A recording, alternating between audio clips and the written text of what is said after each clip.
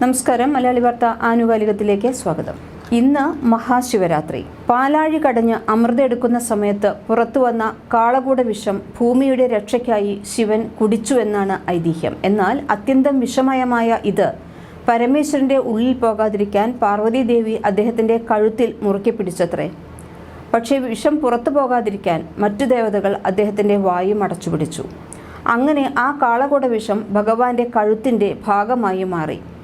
തൻ്റെ ഭർത്താവായ ശിവന് ആപത്തൊന്നും വരാതിരിക്കാനായി പാർവതീദേവി രാത്രി മുഴുവൻ ഉറക്കമളച്ച് പ്രാർത്ഥിച്ച് ഫലം നേടിയ ദിവസമാണത്രേ മഹാശിവരാത്രി.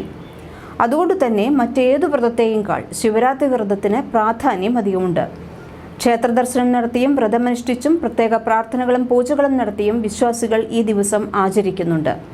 ശിവരാത്രി എന്നാൽ ശിവന്റെ രാത്രി എന്ന് മാത്രമല്ല അർത്ഥം, ശിവമായ രാത്രി എന്നുകൂടി ഈ വാക്കിന് അർത്ഥമുണ്ട്. ശിവം എന്നാൽ മംഗളം എന്നാണ് അർത്ഥം. അതുകൊണ്ട് ശിവരാത്രി എന്നാൽ മംഗളരാത്രി എന്നുകൂടി അർത്ഥമുണ്ട്.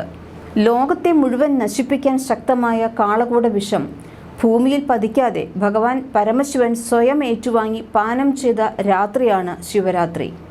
അങ്ങനെ ലോകത്തെ നാശത്തിൽ നിന്ന് രക്ഷിക്കുക മാത്രമല്ല മംഗളം നൽകുക കൂടി ചെയ്തു പരമശിവൻ. അങ്ങനെ ശിവരാത്രി എന്ന വാക്കിന് മംഗളരാത്രി എന്ന അർത്ഥം കൂടി വരുന്നുണ്ട്. ശിവോഹം എന്നാണ് ശൈവ തത്വചിന്തയുടെ കാതൽ. ശിവനും ഞാനും ഒന്നു തന്നെ എന്ന അദ്വൈത ചിന്ത തന്നെയാണ് അത്. അതുകൊണ്ട് തന്നെ ലോകത്തെ നാശത്തിൽ നിന്നു രക്ഷിക്കാൻ നമ്മൾ ഓരോരുത്തരും സ്വയം തയ്യാറാകണമെന്ന സന്ദേശം കൂടിയാണ് ശിവരാത്രി നമുക്ക് മുന്നിൽ വയ്ക്കുന്നത്. മാഘമാസത്തിലെ കറുത്തപക്ഷ ചതുർദശി അർദ്ധരാത്രിക്ക് വരുന്ന ദിവസമാണ് ശിവരാത്രിയായി നമ്മൾ ആചരിക്കുന്നത്. മഹാവ്രതം എന്നും ശിവരാത്രി വ്രതം അറിയപ്പെടുന്നുണ്ട്. മറ്റേതു വ്രതങ്ങൾ എടുത്തില്ല എന്നുണ്ടെങ്കിലും ഇതിൻ്റെ എല്ലാം പുണ്യം ശിവരാത്രി വ്രതത്തിന് നൽകാൻ കഴിയുമെന്നാണ് ഐതിഹ്യം.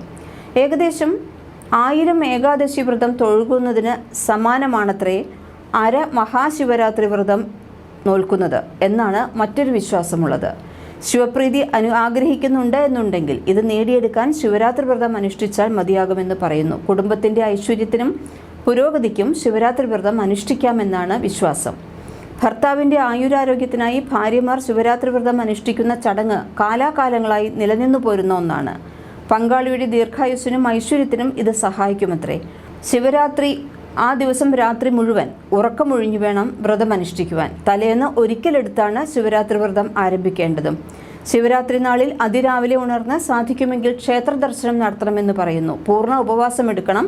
ശിവന്റെ പ്രീതിക്കായുള്ള അനുഷ്ഠാനങ്ങളെല്ലാം നടത്തി രാത്രി മുഴുവൻ ഉറക്കമളച്ച് പിറ്റേന്ന് ക്ഷേത്രത്തിലെ തീർത്ഥം സേവിച്ചു വേണം വ്രതം മുറിക്കാൻ. പിതൃകർമ്മങ്ങളുമായി ബന്ധപ്പെട്ടും ഏറ്റവും ഉത്തമമായ ദിവസങ്ങളിലൊന്നാണ് മഹാശിവരാത്രി. ശിവരാത്രി വിളക്ക് കഴിഞ്ഞ ശേഷമാണ് ബലിതർപ്പണം അനുഷ്ഠിക്കുക. കേരളത്തിലെ എല്ലാ ശിവക്ഷേത്രങ്ങളിലും ബലിയിടാനുള്ള സൗകര്യങ്ങൾ ഈ ദിവസങ്ങളിൽ ഒരുക്കിയിട്ടുണ്ട്. ആലുവ മണപ്പുറത്തെ ശിവരാത്രി ആഘോഷവും ഏറെ പ്രസിദ്ധമാണ്. മലയാളി വാർത്ത ആനുകാലികം.